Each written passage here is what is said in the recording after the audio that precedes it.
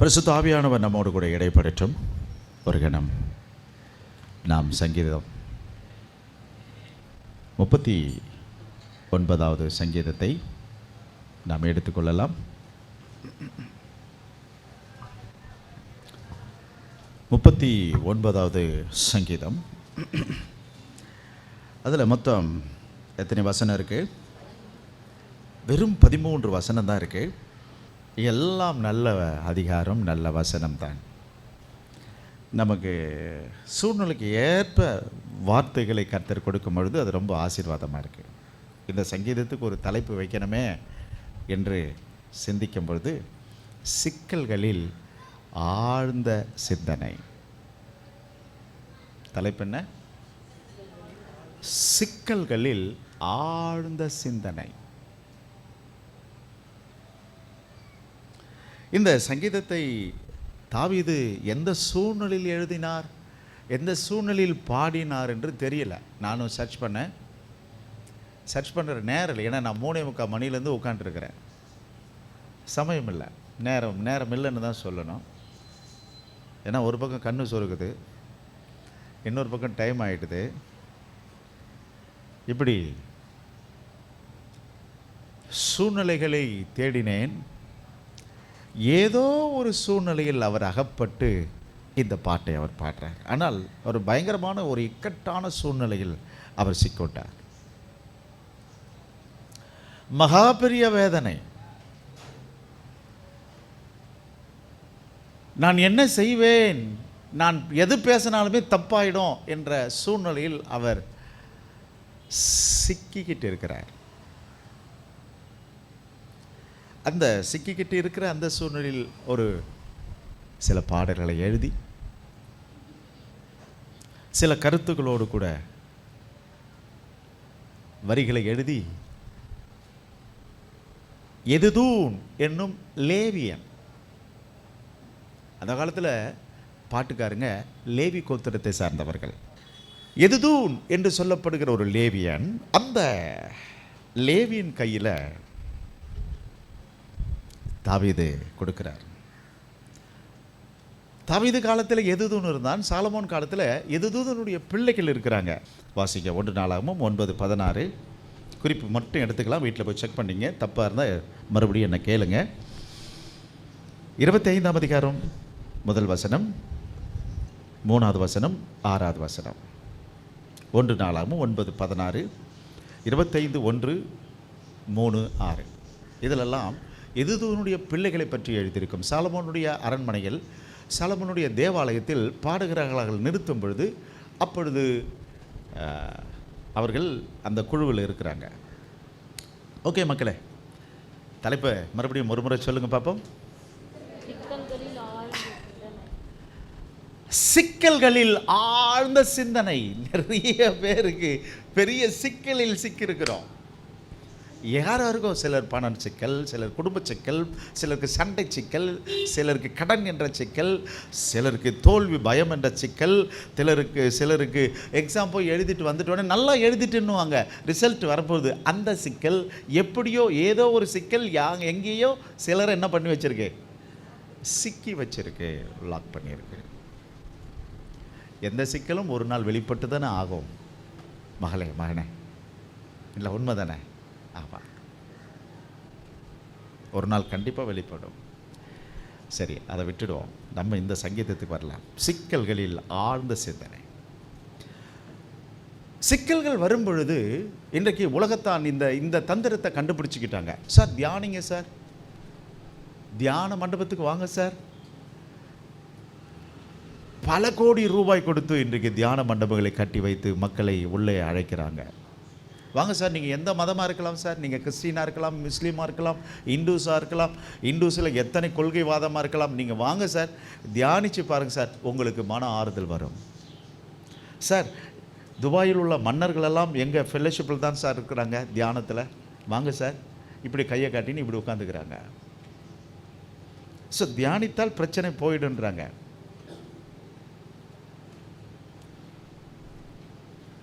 நான் கேட்டேன், அந்த தியானம் யாரை நோக்கி? பகவான் சார். யார் அந்த பகவான்?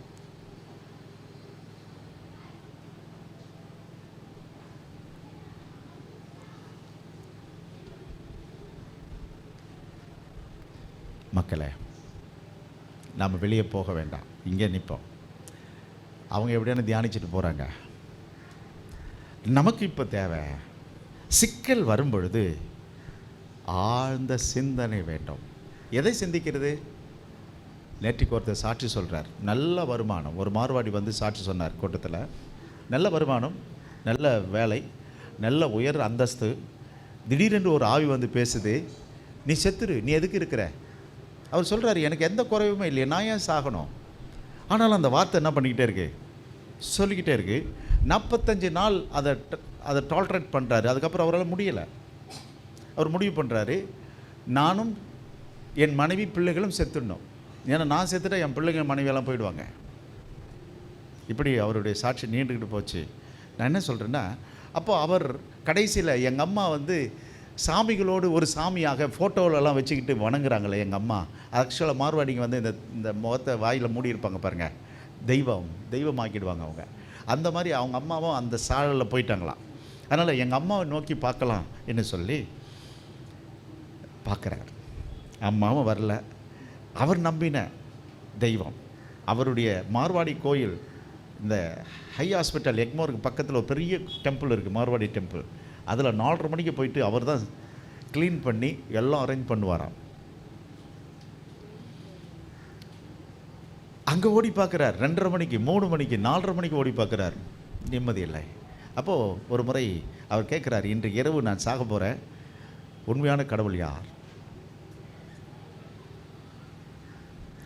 காயப்பட்ட சிலுவையில் இயேசு கிறிஸ்து வந்து நிற்கிறார். சி, நீ யார்?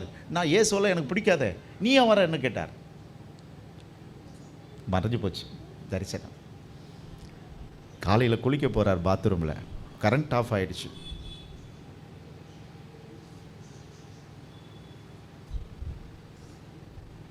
கரண்ட் ஆஃப் ஆனோடனே மெட்ராஸிலலாம் வந்து இன்னைக்கு புருஷ அந்த பக்கம்லாம் போனீங்கன்னா கரண்ட் ஆஃப் ஆனால் பாத்ரூமில் கண்ணே தெரியாது. எல்லாம் குகை வீடு, எல்லாம் நம்மளை மாதிரியெல்லாம் கிடையாது. அங்கே அதே மாதிரி ஃப்ளாட்ஸில் தானே இருக்காங்க. லைட்ஸ் ஆஃப் பண்ணோடனே அவர் ஷவரில் குளிச்சுட்டு இருக்கும் பொழுது கரண்ட் இல்லை, பிரம்மாண்டமான தௌசண்ட்ஸ் லைட் அடித்தா எவ்வளோ பிரைட் இருக்குமோ அந்த பிரைட். என் மகனே, நீ தேடுகிற இயேசு நானே. Praise the Lord. அவர் பெரிய ஆச்சரியம், என்ன இது, எனக்கு இயேசுவே பிடிக்காது, எப்படியோ இப்போ ஊழியக்காரா இருக்கிறார், அது அடுத்தது, அதை விட்டுடுவான். அதனால் இயேசு கிறிஸ்து எல்லா ஜாதிக்கும் எல்லா மதத்துக்கும் அப்பாற்பட்டவர். ஓகே, அவருக்கு யாருமே சுவிசேஷம் சொல்ல, இவரே தான் சொன்னார் போயிட்டு. Praise the Lord. அதுக்கப்புறம் அவர் கொண்டு போனது இன்னொரு இடம், இன்னொரு ஊழியக்காரர், அங்கே போனோன்னு அவர் பேரை சொல்கிறாங்க, அவருடைய சூழ்நிலையை சொல்கிறாங்க, அது அப்புறம் செகண்டரி. ஆனாலும் நம்முடைய இறைவன் மகத்துவமானவர் என்பது புரிஞ்சிக்க வேறு சொல்யூஷனே கிடையாது தம்பி. சேஷில் இருந்துக்கிட்டே உன்னுடைய நம்பிக்கை அது காப்பாற்றுமா இது காப்பாற்றுமா? அவங்க எனக்கு பணம் கொடுத்து உதவி செய்வாங்களா, இவங்க எனக்கு பணம் கொடுத்து உதவி செய்வாங்களா? யாரையும் நம்பாத நண்பா. உன்னை படைத்த இறைவன் இயேசு கிறிஸ்துவை மட்டும் நம்பியிரு, அவர் உன்னை காப்பாற்றுவார், அவர் உன்னை தப்புவிப்பார், அவர் உன் காயங்களை கட்டுவார். ஓகே, சிக்கல்களில் ஆழ்ந்த சிந்தனையை தானே பண்ண முடியல. நமக்கு பதற்றம், சூழ்நிலை பயங்கரமாக இருக்குது, என்ன பண்ணுறதுனே தெரியல, வேர்க்குது, விளவெளுத்து போகுது, என்ன செய்யறதுனே தெரியல. இந்த குழப்பமான சூழ்நிலையில் நம்ம என்ன பேசுகிறோம்? பேச்சில் காட்டிடுவோம், இந்த குழப்பத்தில் பதற்றத்தில் பேசிடுவோம். இந்த செய்தி கேட்காதவங்க எல்லாரும் சிக்கலில் இருப்பாங்க. உன் குடும்பம் எப்படி, உன் சூழ்நிலை எப்படி, உன் சிந்தனை எப்படி, உன் வாழ்க்கை எப்படி என்று வானத்தில் இருக்கக்கூடிய சேட்டலைட் கண்டுபிடித்து வார்த்தையை அனுப்பும் பொழுது அந்த சேட்டலைட்டினுடைய வேவ்ஸ் உனக்கு கிடைக்கலன்னா அதுக்கப்புறம் உனக்கு எந்த வேவ்ஸ் உன்னை பலப்படுத்தும்? யோசித்து பார். ஆன்லைனில் இருக்கக்கூடிய நண்பனே, இந்த வார்த்தை உன்னை பலப்படுத்தாத பட்சத்தில் வேறு ஒரு வார்த்தை உன்னை பலப்படுத்தாது. சிக்கல்களில் ஆழ்ந்த சிந்தனை, ஆழ்ந்த தியானம் இருக்கணும். தாவீது அப்படிப்பட்ட மிகப்பெரிய ஒரு குழப்பத்தில் இருக்கும் பொழுது நம்ம படபடபடன்னு பேசிடுவோம். ஆனால் தாவீது ஃபர்ஸ்ட் அவர் செய்த காரியம் என்ன தெரியுமா? என் நாவினால் நான் பாவம் செய்யாதபடி நான் என் வழிகளை காத்து துன்மார்க்கன் எனக்கு முன்பாக இருக்கும் வரையும் என் வாயை கடிவாளத்தால் அடக்கி வைப்பேன் என்றேன். நான் மௌனமாகி ஊமையானாவும் இருந்தேன், நலமானதையும் பேசாமல் அமர்ந்திருந்தேன்.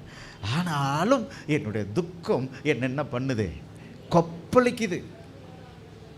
துக்கம் கொப்பளிக்குது. ஏன்னா பேசணும் தப்பாயிடும், இந்த இடத்துல பேசக்கூடாது. ஆனாலும் உள்ள என்ன பண்ணுது? கொப்பளிக்குது.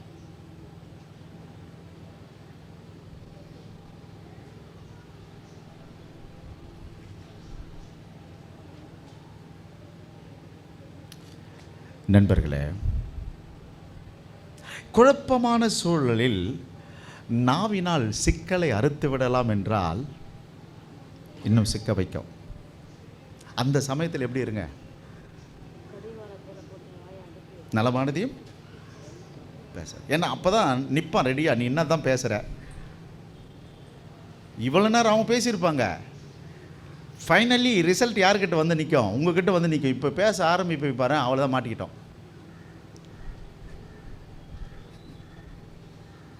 ஸோ புரியுதா உங்களுக்கு? அதான் தாவீது சொல்கிறாரு, என்னை குற்றம் கண்டுபிடிக்க நின்றுட்டு இருக்கானுங்க, நான் பேசாமல் இருப்பதே.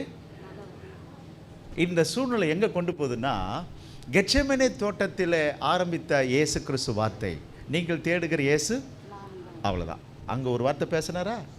அதுக்கப்புறம் நைட்டெல்லாம் அடிக்கிறானுங்க. மறுநாள் காலையில் பிலாத்துவின் இடத்தில் கொண்டு போகிறாங்க. பிலாத்துக்கிட்ட பேசுகிறார், நீ ராஜாவா? ஆம், நீ சொல்லுகிறபடி தான். முள்ளை வச்சு தலையில தேய்க்கிறாங்க, அடிக்கிறாங்க. நீ தீர்க்கதரிசியா? நான் சொல்லு, உங்ககிட்ட நான் ஏன்டா பேசணும்? எது பேசினாலும் பாவமாயிடும். நான் நலமானதும் பேசாமல் மௌனமாயிருந்தேன். சிக்கல்களில் பேசாதே. பேசினா பிரச்சனை. ஒன்று வெளியே போயிடணும், அப்படி இல்லைன்னா பெட்ஷீட்டை இழுத்து போட்டுன்னு தூங்கிடணும். எனக்கு தூக்கம் வருது, டிஸ்டர்ப் பண்ணாதீங்க. ஆமாம், பிரச்சனை சொல்லு. நீ கோழைடானோ? ஐயோ, நான் கோழை தான், முதல்ல நீ வெளியே போயிடு. சிரிக்க மாட்டேன்றீங்க. உங்களுக்கு யாருக்கும் சிக்கல் வரலன்னு நினைக்கிறேன். சிக்கல் வந்த முகத்துக்கு தெரியும். கொஞ்சம் சிரித்து மகிழுங்கள். ஏன்னா வெளியே போனால் திரும்ப அந்த சிக்கல் தான் உங்களுக்கு. ஆனால் சிக்க அறுத்துருன்னு நினைக்கிறேன், நம்புகிறேன். நம்புறீங்களா நீங்கள்? ப்ரைஸ் எல்லாம் நண்பர்களே, வாலிப பிள்ளைகளே, எக்ஸாம் ரிசல்ட் வரப்போகிறது. 12th பிள்ளைகளுக்கு இன்னும் சில நாட்கள் மாத்திரமே.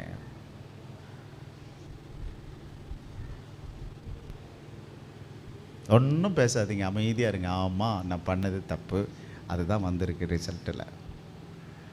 நீங்கள் இட கூடமாக எதனா பேசணுன்னாலும் வாக்குவாதம் ஆகி அதுக்கப்புறம் வேறு பிரச்சனையில் போயிடும். வாங்க என்னோடு கூட. நீங்கள் எல்லோரும் உங்களுடைய சிந்தனையெல்லாம் நல்லா ஷார்ப் பண்ணி வச்சுருக்கீங்க. என்ன பேசுகிறவர்? Yes, correct, super. ஆக குழப்பமான சூழல்களில் நாவினால் சிக்கலை விளக்க முயல்வது மேலும் சிக்கல்களை சேர்க்கும் அல்லது சிக்கலில் சிக்கு வைக்கும். எப்படி தான் ஏன் பேசாமல் இருக்கிறது? பேசாமல் இருக்கிறது நல்லது, என் வேதம் சொல்லுகிறது. எனக்கு கொடுக்கக்கூடிய ஆலோசனை பேசாமல் இருக்கிறது நல்லது, அவ்வளோதான். ஸ்தோத்திரம். யாருமே சோத்திரமே சொல்ல மாட்டேன்றீங்களா? ஆமாம், பேசணும்னு நினச்சா சோத்திரம் மட்டும் சொல்லு.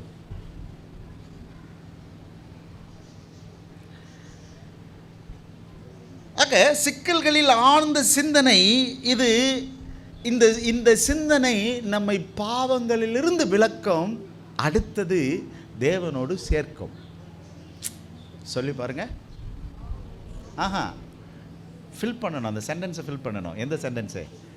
சிக்கல்களில் ஆழ்ந்த சிந்தனை என்னை பாவங்களிலிருந்து விலக்கும் அல்லது தேவனோடு சேர்க்கும்.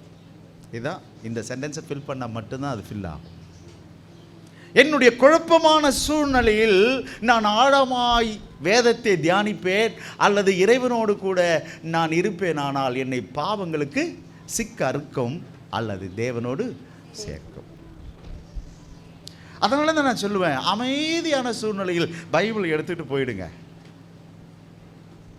காத்திருங்கள். எங்க இதே தாவீது சொல்லுவார், நான் மலைக்கு ஓடி போயிடலாம் போல இருக்கு, அவ்வளோ பிரச்சனை, நான் எங்கேயாவது தனிமையாக இருந்தால் நலமாக இருக்குமே. இன்றைக்கு மனுஷர்கள் அப்படி தான். இமயமலைக்கு போயிடுறான், இந்த பக்கம் குகைக்கு போயிடுறானுங்க, காட்டில் போயிடுறானுங்க தியானத்திற்கு. நண்பா, நீ அங்கும் இங்கும் போக வேண்டாம். இந்த வசனத்தை நான் தியானிக்கும் பொழுது என்னுடைய மாமியார் தான் என் கண்ணுக்கு முன்னாடி வந்தாங்க. ஏன்னா அவருடைய மூத்த மகன், என்னுடைய மைத்துனர் பெரியவர் இறக்கும் பொழுது மறுநாளே அவங்க பைபிளை வச்சுட்டு மணிக்கணக்காக படிச்சுட்டே இருக்காங்க. எப்படி படிக்க முடியுது? அப்பா, என்ன பிரச்சனையாக இருந்தாலும் அவர்கள் பக்கத்தில் பைபிள் வச்சு படிச்சுக்கிட்டே இருப்பாங்க. நான் யோசிப்பேன், எப்படி தான் உங்களுக்கு இந்த பைபிள் புரியுதோ இன்னும் தெரியல. ஆக மொத்தம் அவங்க என்ன பண்ணுறாங்க? படிச்சுக்கிட்டே இருக்காங்க. இப்போ அவங்களுக்கு கேன்சர், படுக்கையில் தான் இருக்காங்க, நடமாடுறாங்க, ஊழியம் செய்கிறாங்க. ஆனாலும் அவங்க என்ன பண்ணிக்கிட்டே இருக்காங்க? ஏதோ ஒரு புக்கு படிச்சுக்கிட்டே இருப்பாங்க, மேகசின்ஸ், பைபிள் படிச்சுக்கிட்டே இருப்பாங்க.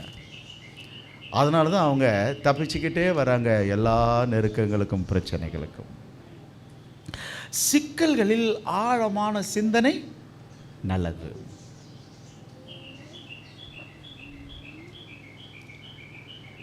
யோபு அப்படிதான் 2 இடத்துல சாட்சி வாங்குறார். பிசாசுக்கு முன்னாடி ஆண்டவர் சொல்றாரு, அவன் தன் வாயினால் பாவம், வாயினாலையா நாவினாலையா உதட்டினாலையா?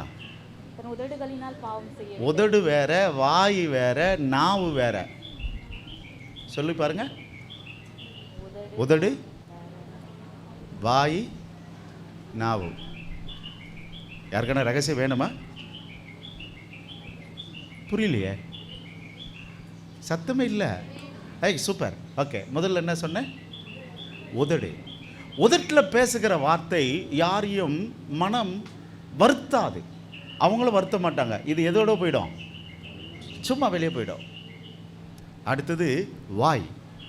இது அடுத்த ஆளை வெட்டி சாய்க்கும், பக்கத்து வீட்டாரெல்லாம் கூட்டி சேர்த்துரும். ஏன்னா உறவு பிரிஞ்சு போச்சு. யாரை பார்த்து பேசுறேன்? என்ன உனக்கு புரியலையோ? இது வாய். புரியுதா? இப்ப என்ன போச்சு? பக்கத்துல தான் இருக்கா லட்சுமி. லட்சுமியை கூட பேசின பக்கம்தான்.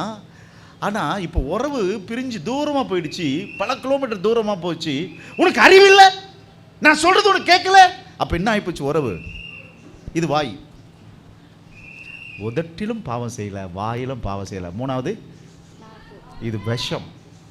உள்ளத்தின் ஆழத்திலிருந்து சாபத்தையும் உள்ளத்தின் ஆழத்திலிருந்து அம்புகளையும் எய்து எதிர இருக்கிறவன் செத்துருவான்.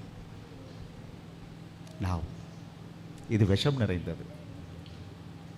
ஆகவே என்னுடைய பேச்சு உதடா, வாயா, நாவா, இப்படி ஒவ்வொன்றா பிரித்து கொடுத்தா நல்லதாக இருக்கும். ஆனால் எனக்கு நேரம் இல்லை, போகலாம். இப்படி யோபுக்கு ஆண்டவரே சாட்சி கொடுத்தாரு சாத்தான்கிட்ட. அவன் எதில் பாவம் செய்யல? என்ன சத்தமே இல்லையா? தேவனை பற்றி குறை சொல்லவும் இல்லை. குறை சொல்லல. உதட்டலையா, வாயிலையா, அல்லது நாவலியா? தன் உதடுகளினால் பாவம் செய்யவில்லை. அதுதான் உதடு. அப்போ இந்த உதட்டில் பேசுறதுல கூட கொஞ்சம் எசக்க புசுக்கா பூசிக்கும். சே என்ன பேட் ஸ்மெல், எங்கே பூசிக்கிட்டு வந்துட்டு இருக்குது? எதில்? உதட்டில் கூட சும்மா கூட சொல்லலையா? எப்பொழுதும் அவர் கர்த்தர் நல்லவர் நல்லவர் என்று சொன்னார். அதனால தான் நலமானது கூட என்ன பண்ணாத பேச தப்பாயிடும். அதனால் அங்கே ஒரு பக்கா சர்டிஃபிகேட் கொடுத்தார். நண்பர்களுக்கு முன்னாடி 42ஆம் அதிகாரத்தில் போய் சர்டிஃபிகேட் கொடுத்தாரு. யோபு, என் தாசனாக யோபு பேசினது போல் நீங்கள் நிதானமாய் பேசவில்லை. அங்கே வாயும் சொல்லலை, உதடும் சொல்லலை, நாவும் சொல்லலை.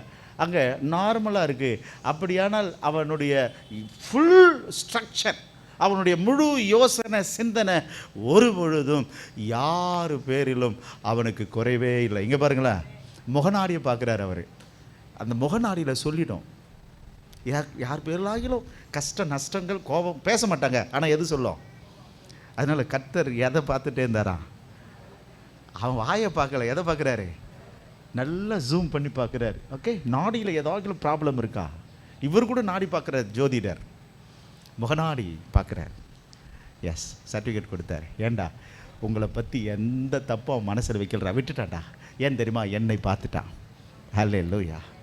இப்படிப்பட்ட மனுஷன் கஷ்டமான சூழ்நிலை வரும்பொழுது அவர் வாயை திறந்தார் பாருங்களேன். 3ஆம் அதிகாரம் யோபு 1 வசனம். அதற்கு பின்பு யோபு தன் வாயை திறந்துட்டார். இப்போ தான் பிறந்த நாளை பாருங்க, திறந்துட்டார். திறக்க வச்சுட்டானுங்க. யாரு? வந்தவனுங்க. நம்ம சொல்றது கூடுகிற ஆளை எதை திறக்க வச்சிடலாம். எங்க ஆளை வாயை திறக்க மாட்டேன்றான். யோபு திறக்க வச்சுட்டாங்க. யோபு திறக்க வச்சுட்டு அவர் சொன்னது என்னவென்றால், தான் பிறந்த நாளை சபித்து, எடுத்த உடனே எதை தான் ஒரு ரகசியத்தை சொல்லி தர பாருங்களேன். ஒரு கருவில் குழந்தை உருவாவது பகலா, காலையா, மாலையா, இரவா சொல்றார். கவனிங்க. வசனித்து சொன்னது என்னவென்றால், நான் பிறந்த நாளும் ஒரு ஆண் பிள்ளை உற்பத்தியாயிற்று என்று சொல்லப்பட்ட ராத்திரியும் அழிவதாக. குழந்தை எப்பொழுது உருவாகிறது? ராத்திரியில தான் ஃபார்ம் ஆகும். இது எந்த டாக்டரும் சொல்லி தர மாட்டாங்க. என் பரிசுத்த வேதம் சொல்லி கொடுக்குது. நான் சத்தமே காணுமா? இப்படியெல்லாம் யாரும் நீங்க படிக்க மாட்டீங்கல்ல, புரியுதா? தன்னுடைய ஹிஸ்டரி, தன்னுடைய ஜாதகத்தை முழுவதும் எதாலேயே கிழிக்கிறாரு? வாயால கிழிக்கிறாரியா? அதுக்கப்புறம் தான் 40ஆம் அதிகாரத்துக்கு ஒரு போகும்போது தான், ஐயா நான் தெரியாமல் என்ன பண்ணிட்டேன் பேசிட்டேன். இப்போ 40ஆம் அதிகாரம் போங்க. 1 வசனம். பின்னும் கர்த்தர் யோபுக்கு உத்தரவமாக சர்வ வல்லவரோடே வழக்காடி அவருக்கு. 3வது வசனம். அப்பொழுது யோபு கர்த்தருக்கு பிரதித்திரமாக, இதோ நான் நீசன், நான் உமக்கு என்ன மறு உத்தரவு சொல்லுவேன்? என் கையினால் என் வாயை தப்பு தப்பு தப்பு தப்பு தப்பு நான் சொல்லுவேன். இங்க வந்து எதை பார்க்குறீங்க? சாம்சனை பார்க்காத, கர்த்தரை மட்டும் பார். அவரை மட்டும் கற்றுக்கொள், அவரை புரிஞ்சுக்கிங்க. வாழ்க்கை ஸ்மூத்தா போவோம். எங்க போய் கற்றுக்கிட்டு வரீங்க? நாங்கள் தேவாலயத்துக்கு போய் கற்றுக்கொண்டோம். வார்த்தையின் மூலம் இறைவன் வெளிப்படுகிறார். இப்போ யோபு கர்த்தரை கண்ட பிறகு இப்போ என்ன பண்றாரு? இப்போ வாயை பொத்திக்கிட்டாரு. முதல்ல 3ஆம் அதிகாரத்தில்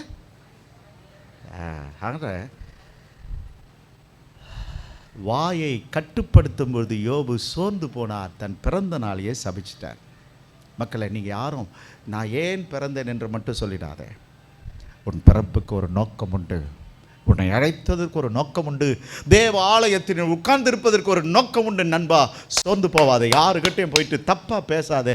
நான் சர்ச்சுக்கு போகிறேன், ஆனாலும் என் வாழ்க்கையில் ஒரு டெவலப்மெண்ட் இல்லை சார், பாவம் செய்கிறேன் சொல்லாத.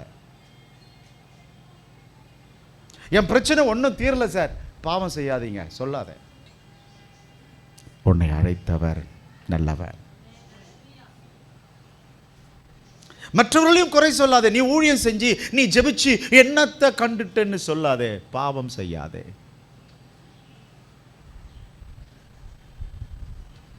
அப்படியானால் சிக்கல்களில் ஆழ்ந்த சிந்தனை தாவீது கிட்ட நேரம் வரலாம். இப்பொழுது 39ஆம் அதிகாரம், 39ஆம் சங்கீதம்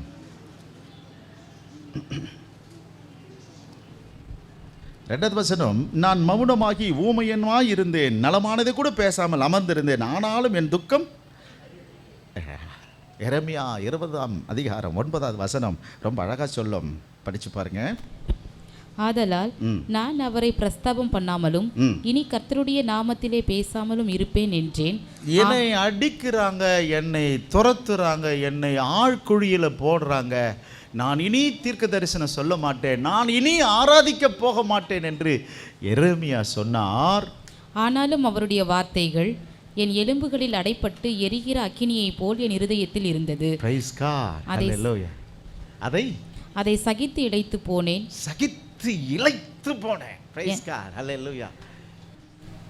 தியானித்தால் எலும்புகள் எல்லாம் அப்படி கொதித்து எழும்பணும் நண்பா.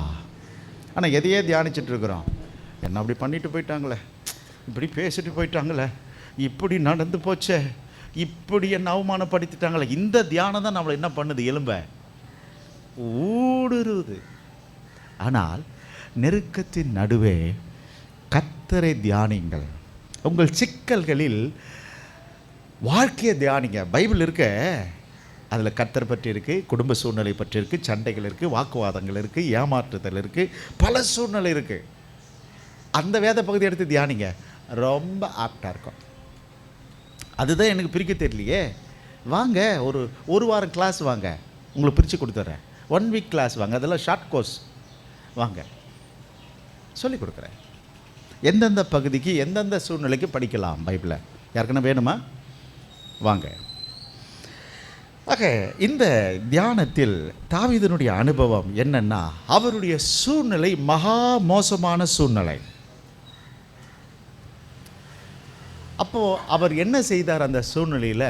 இங்கே பாருங்கள், தியானத்திற்கு போகிறதுக்கு முன்னாடி அவர் நாக்கை கண்ட்ரோல் பண்ணிக்கிட்டார். எதில் போட்டு கட்டிக்கிட்டாரா? கடிவாளத்தினால்.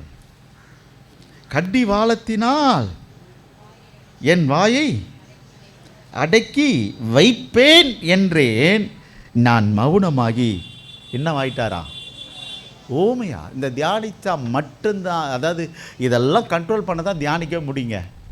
நீ வாயும் ஆடிப்ப, நீ கண்ட வண்டமெல்லாம் பேசுவ, அதுக்கப்புறம் தியானிப்புன்னா வேலை செய்யாது. இந்த ஃபர்ஸ்ட் தியானிக்கும் பொழுது உன்னுடைய சிக்கல்களை நீ கண்ட்ரோலுக்குள்ளே கொண்டு வரணும்னா ஃபர்ஸ்ட் என்ன பண்ணிக்க? நேற்று பேசுனது இன்றைக்கி பேசக்கூடாது. உனக்கு துரோகம் பண்ணினது நினச்சே கூட பார்க்கக்கூடாது. நான் இறைவனை தியானிக்கிறேன், வாழ்க்கையை தியானிக்கிறேன், என் வருங்காலத்தை தியானிக்கிறேன், எல்லாத்தையும் விடுங்க. உனக்கு அமைதி வரும். விடணும், நீங்கள் தான் விடணும். இதுக்கு போயிட்டு கவுன்சிலர்கிட்ட போயிட்டு சைக்காலஜிஸ்ட்கிட்ட போயிட்டு என்னையா பண்ணுறது? முதல்ல நீ விடையா பிரச்சனையை. Very simple. அதுதான் விட முடியல டாக்டர். ஒரு மாத்திரை இருக்குதா டாக்டர்? எங்கம்மா போகிற? சர்ச்சுக்கு போகிறேன். முதல்ல அந்த சர்ச்சை ஒழுங்காக போ. அதான் டேப்லெட் எது உன் பிரச்சனை தீர்வுக்கு? தேவ சமூகம். முதல்ல அங்கே போ. இல்லை சார் தூக்கமே வரமாட்டேங்குது சார். நீங்கள் என்ன படிக்கிறீங்க? குரானா, பைபிளா, கீதையா? பைபிள் சார், அதை படி. இதுதான் டேப்லெட்டு. இதையும் படித்து உனக்கு தூக்கம் வரலையா? சாம்சன் சம்பத்தை போய் பார். அவர் என்ன சொல்கிறாரு, அதுக்கப்புறம் என்னை வந்து பாருன்னு சொல்லுவார். உண்மையான டாக்டர். நேராக எங்கே போயிடுறோம் நம்ம? டாக்டர். அவருக்கு பேய்க்கும் பிசாசுக்கு அவர் என்ன பண்ணுவார்? அவர் ஒன்றும் பண்ண முடியாது. சரி, ஓகே. எதை அடைக்கணும்? ஃபஸ்ட்டு வாயை அடைச்சிட்டு இப்போ இவர் 3வது வசனம். என் இருதயம் எனக்குள்ளே அனல் கொண்டது, நான் தியானிக்கையில் அக்கினி மூண்டது. இந்த பிரச்சனையெல்லாம் க்ளோஸ் பண்ணிட்டு இப்போ அவருடைய தியானம் எப்படி இருக்கு பாரு. அப்பொழுது என் நாவினால் விண்ணப்பம் செய்தேன். அப்போது இங்கே பாருங்கள், ஒரு ஜெபத்துக்கு முன்னாடி வேதத்தை அந்த அந்த அந்த அந்த பர்ஃபெக்டான அந்த வேத பகுதி எடுத்து படிச்சுட்டு நீங்கள் போங்க. இப்போ தாவீது அந்த வாய் அடக்கிறதுக்கு அவருடைய சில அனுபவங்களை சொல்கிறாரு. நான் எப்படி இருந்தேன் தெரியுமா சாம்சன்? சொல்லப்பா கண்ணு ஒட்டுது காலையில் 3:45 மணிக்கு. 141 3 படிச்சு பாரு. அப்படியே ஒரு பேஜ் திருப்பி 38 14 15 படிச்சு பாருன்னு சொன்னார். வாசிக்கலாம் 3வது வசனம். கர்த்தாவே, என் வாய்க்கு காவல் வையும், என் உதடுகளின் வாசலை காத்துக்கொள்ளும். ஓ, நான் சும்மா கூட பேசக்கூடாதப்பா. இந்த உதட்டில் பேசுறதெல்லாம் என்னது? சும்மா. அது கூட வேணாம்.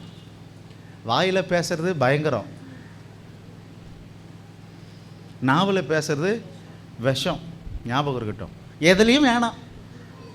இந்த கோபுர வாசலை அடைச்சிடுவோம், தோத்துடும். நாமளும் ஜெயின் சாமியாருங்க மாதிரி ஒரு துணியை ஒன்று தொங்க விட்டுப்போம், இல்லை? மாஸ்க் போட்டுப்போம்.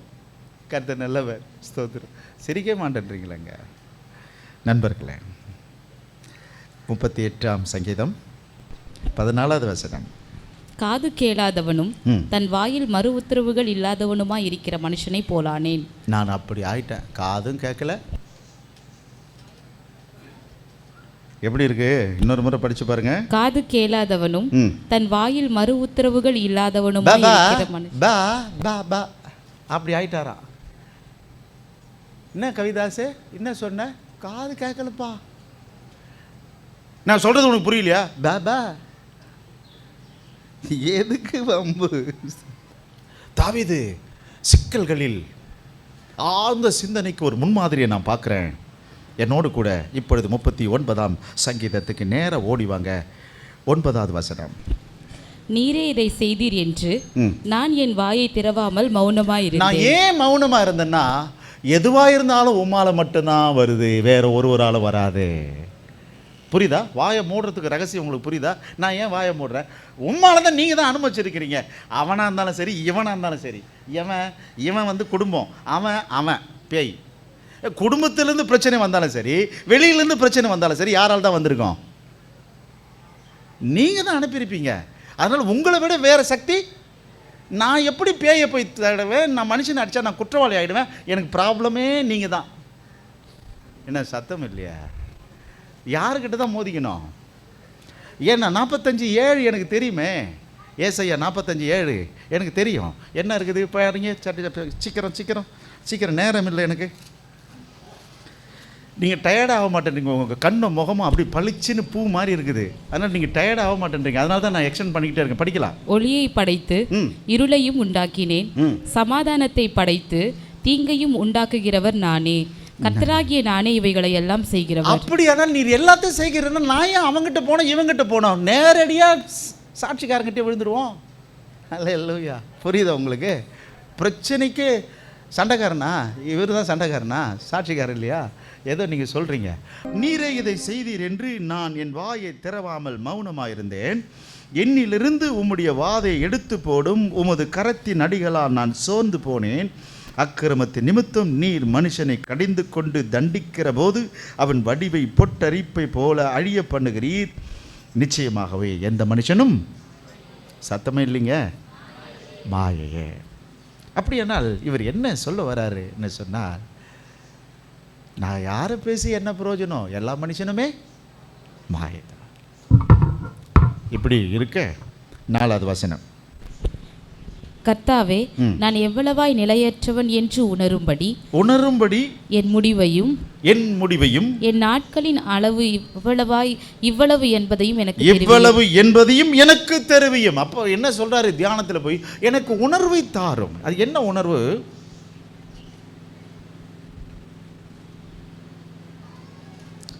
நான் உமக்கு முன்பதாகவே காத்திருக்கிற உணர்வை தாரும்.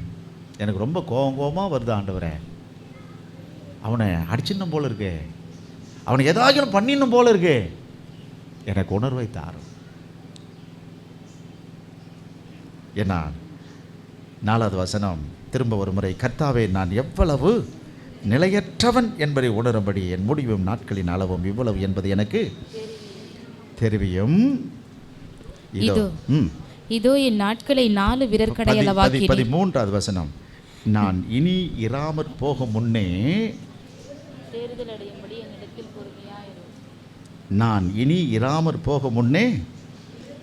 அடையும்படி என்னிடத்தில் பொறுமையாயிரும். என் இருதயம் எனக்குள்ளே அனல் கொண்டது, நான் தியானிக்கையில் அக்கினி மூண்டது. அப்பொழுது என் நாவினால் விண்ணப்பம் பண்ணுகிறேன். என்ன சொல்ல வராரு என்ன கேட்டிங்கன்னா,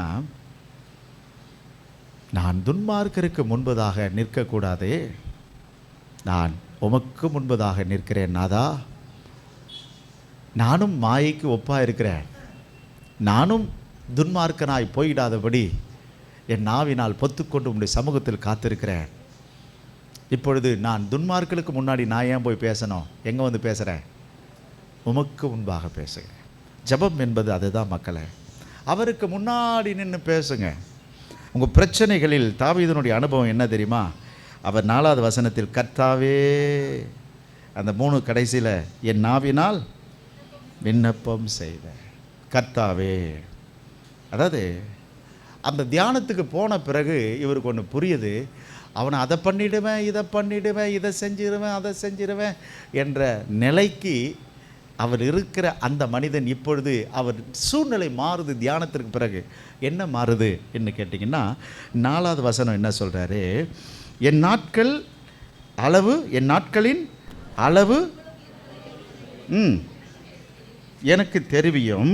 வேஷமாகவே மனுஷன் திரிகிறான், விருதாவாகவே சஞ்சலப்படுகிறான். ஆஸ்தியை சேர்க்கிறான், ஆஸ்தியை சேர்க்கிறான், யார் அதை வாரிக் கொள்ளுவான்? 5வது வசனம், இதோ நாட்கள் 4 விரற்கடை அளவாகி. இங்க பாருங்க, 4 விரற்கடை. இங்க பாருங்க, நீ குழந்தையாய் பிறந்து இளைஞனாகிறாய். ஒரு கட்டத்தில் 30லிருந்து 40 வயது வரையும் நீ எல்லாரிலும் பெரியவனாக தென்படுகிறாய். எல்லா விரலும் எப்படி இருக்கும்? எல்லா விரலுக்கும் யோசித்து பாருங்களேன். இது புருஷத்தன்மை. நான் வீடு கட்டுவேன், வாசல் கட்டுவேன், ஃப்ளைட் வாங்குவேன், எல்லாம் பண்ணிக்கலாம். இது தாயின் வயிற்றிலிருந்து பிறந்து வாலிபத்தை காட்டும். இது புருஷத்தன்மை காட்டும். 50க்கு மேலே உன்னுடைய பலம் குன்றி பலகீனமாக ஆவாய். கடைசியில் நீ எங்கே ஆரம்பிச்சியோ அங்கே வந்து நின்றுடுவ. இது தாண்டா பக்தி என்பது சீன மொழி. அவ்வளோதான். நீ கடவுள் ஸ்தானத்துக்கு போயிடுவ. இதுதான். நீ எங்கே ஆரம்பித்த? நிர்வாணமாய் ஆரம்பித்தாய். திரும்ப இந்த சூழ்நிலைக்கு வரும்போது நிர்வாணமாக போயிடுவேன். துவக்கவும் முடிவும் இறைவனே. இதுதான். இதான் பாபாஸ் என்னன்னு சொல்லுவாங்க. நாங்கள் பூனைன்னு காட்டுவோம், இருளில் காட்டி. நீங்கள் மான் காட்டுவீங்க, நாங்கள் பூனையாகவும் காட்டுவோம். இதை நண்பா, நான் உங்களுக்கு ஒன்று சொல்கிறேன், கவனிச்சுக்கங்க. ஸோ மனுஷ வாழ்க்கை எவ்வளோதான். இதுக்கு போய் என்னத்தை ஆடுறது? தியானத்தில் போய் நின்றுட்டு பிறகு சொல்கிறார், அவனை வெட்டிடுவேன், குத்திடுவேன், அவனை விரட்டிடுவேன், அவனை விடுறனா பாரு, நீ எவ்வளோ நாளைக்கு இருக்க போகிற? தியானத்துக்கு போன பிறகு தான் இவருக்கு தெரியுது என் நாட்கள் எவ்வளவு என்பதை எனக்கு சொல்கிறார். பாருங்கள், ரொம்ப அழகாக இருக்கு. நண்பா, நான் முடிக்கிறேன். என்னுடைய செய்தியை நான் முடிக்க விரும்புகிறேன். 11வது வசனம், அக்கிரமத்தின் நிமித்தமும் நீர் மனுஷனை கடிந்து கொண்டு தண்டிக்கிற போது அவன் வடிவை என்ன? சத்தமே காணுமே. பொட்டரிப்பு பார்த்துருக்கீங்களா? இப்போல்லாம் மரமே நீங்கள் பார்க்குறது இல்லையே. அந்த காலத்துலலாம் மரம் இருக்கும், மரத்துலேருந்து பவுடராக கொட்டும். அதான் பொட்டு அரிப்பு. அரிச்சிடுது மரத்தையே. கொஞ்சம் அப்படி தட்டினீங்கன்னா என்ன ஆகிடும்? போலாக இருக்கும் உள்ள. இதுதான் மனுஷ வாழ்க்கை. ஒரு 75-80 வயசு ஆகிடுச்சுன்னா அப்பா அம்மா அவங்களுடைய எலும்பெல்லாம் வந்து ஸ்பாஞ்ச் மாதிரி ஆகிடும். இப்போ எப்படி இருக்கும்? இப்படி தட்டுவாங்க, அதுக்கப்புறம் தட்டினீங்கன்னா முறைப்பாங்க ஒன்று. ஏன்னா அவ்வளோ சாஃப்டாக மாறிடும், ஸ்பாஞ்ச் மாதிரி ஆகிடும் 80 வயசுக்கு மேலே. அதனால தான் அவங்க நடந்தாலும் என்ன ஆகிடும்? பட்டுன்னு உடையும். பெரியவங்களை உஷாராக வச்சுட்டுங்க. 70 வயசு ஆயிடுச்சுன்னு சொன்னால் உங்களுடைய எலும்பு என்னவாகும்? பொட்டரிக்கும்.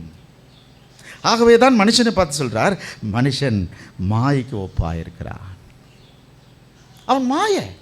பிறக்கும் பொழுது ஒரு மாதிரி, இளைஞனாக இருக்கும்போது ஒரு மாதிரி, வாலிபனாக இருக்கும்போது ஒரு மாதிரி, புருஷத்தன்மைக்கு வரும்பொழுது ஒரு மாதிரி, அதுக்கப்புறம் 50 வயதுக்கு மேலே ஒரு மாதிரி, 60 வயதுக்கு ஒரு மாதிரி, அதுக்கப்புறம் அவனுடைய சாயல் முடி கொட்டி வழுக்க மண்டை ஆகி கண்ணு தெரியல, காது கேட்கல, பல்லெல்லாம் கொட்டி போய் மனிதன் எப்படி ஆரம்பித்தவன் எப்படி ஆயிட்டான்? இப்போ மனுஷன் எப்படி இருக்கிறான்? மாயை. அவன் மேலே கோவப்பட்டு அவனை பேசி என்ன பிரயோஜனம்? அவன் மாயை. எத்தனை இளைஞர்கள், எத்தனை ரவுடிகளை நான் பார்த்துருக்கிறேன், எல்லாம் செத்து போயிட்டானுங்க. சங்கீதம் 90:4, ஒருவர் 119:84, ஒருவர் யோபு 10:20 வாசிக்கலாம். 90:4, உமது பார்வைக்கு 1000 வருஷம் நேற்று கழிந்த நாள் போலவும் ராஜாமம் போலவும் இருக்கிறது. அவர்களை வெள்ளம் போல் வாரிக்கொண்டு போகிறீர். நித்திரைக்கு ஒத்திருக்கிறார்கள். காலையிலே முளைக்கிற புல்லுக்கு ஒப்பாயிருக்கிறார்கள். அது காலையிலே முளைத்து பூத்து. பாருங்க, மனுஷனுடைய வாழ்க்கை ஒரு வேஷம், மனுஷனுடைய வாழ்க்கை ஒரு புல், மனுஷனுடைய வாழ்க்கை புகை, மனுஷனுடைய வாழ்க்கை ஒரு பூ, மனுஷனுடைய வாழ்க்கை குறுகினது. ஆகவே இவன் வாழ்க்கையில் எது ஸ்டாண்டர்ட்னு சொல்லுவேன்? உன் அழகு ஸ்டாண்டர்ட் இல்லை, உன் முடி ஸ்டாண்டர்ட் இல்லை, உன்னுடைய ஸ்கின்னும் ஸ்டாண்டர்ட் இல்லை, உன் எலும்பும் ஸ்டாண்டர்ட் இல்லை, உன்னுடைய அதிகார தோரணையும் ஸ்டாண்டர்ட் இல்லை, உன் பணம் பொருள், உன் சொத்து சுகம் எதுவுமே ஸ்டாண்டர்ட் இல்லை. அப்படியானால் உன்னுடைய வேகமும் உன்னுடைய கோபம் மட்டும் ஏன் உன்னை தலை தூக்கி உன்னை அவமானப்படுத்துகிறது? மகளே, சிக்கல்களில் ஆழ்ந்த சிந்தனை. உன்னால் ஒன்றும் பண்ண முடியாது மக்களே. ஆக மனுஷனுடைய வாழ்நாள் 4. இப்பொழுது 119:84, உமது அடியேனுடைய நாட்கள் எம்மாத்திரம், என்னை துன்பப்படுத்துகிறவர்களுக்கு நீர் எப்பொழுது நியாய தீர்ப்பு செய்வீர்? கேட்கிறார். யோபு 10:20. என் நாட்கள் கொஞ்சம் அல்லவோ. என் நாட்கள் கொஞ்சம். ஞாபகம் வச்சுங்க. எங்க பாருங்களேன், அம்மா மடி கொஞ்சம் சுகம், இளமையின் சுகம் கொஞ்சம், வாலிபத்தின் ரகம் கொஞ்சம், கணவன் மனைவின் சுகம் கொஞ்சம், அப்பா அம்மா சுகம் கொஞ்சம், தாத்தா பாட்டி சுகம். ஆனால் பல நாட்கள் இருக்க போகிறது சுடுகாட்டில் தான். இல்லை பாஸ்டர், நான் பரலோகத்தில் யார் கண்டது? நீ போயிட்டு வந்தியா? ஆக என்னுடைய உடம்பு இருக்க போகிறது பல நாட்கள். எங்கே? நீ எதுக்கு எரிஞ்சு சாம்பலாகி அங்கே கிடக்க போகிற? உலகத்தில் இருக்கும்போது எப்படி இருங்க? சந்தோஷமும் சமாதானம். அதானே பாஸ்டர் இருக்க முடியல. நீங்கள் சொல்கிறதெல்லாம் நல்லா தான் இருக்குது பாஸ்டர், ஆனால் என்னால் இருக்க முடியல பாஸ்டர். சில்லறையாக இருக்காதீங்க. சில்லறைக்கு கூட சண்டை போடுறாங்க இப்போ.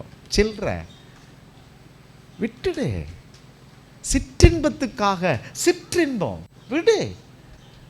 தேவாதி தேவன் பேரின்பத்தை உனக்கு கொடுத்திருக்கிறார். உங்கள் சிக்கல்களில் ஆழ்ந்த சிந்தனை. இப்போ இந்த சிந்தனை எங்கே வராரு? என்னத்தை, நானும் ஒரு நாள் சாவ தான் போகிறேன். ஸோ மனுஷனுடைய வேஷம். பவுல் இதை பற்றி சொல்லும் பொழுது 1 கொரிந்தியர் 7:31 கடைசி வார்த்தை என்ன சொல்லுது பாருங்களா? இந்த உலகத்தின் வேஷம், இவ்வுலகத்தின் வேஷம் கடந்து போகிறது. அப்போ இந்த உலகம் வேஷம் எவ்வளோ நாள் கோபம் நண்பா? எல்லாம் கடந்து போகும். ஆகவே உங்களுடைய சிக்கல்கள் வரும்பொழுது என்ன பண்ணுங்க? ஆழமான சிந்தனைக்குள் வாங்க, வேதத்தை எடுத்துங்க, தேவ சமூகத்தில் போங்க. சமாதானத்தின் தெய்வம் உங்களோடு கூட இருப்பார். God bless you.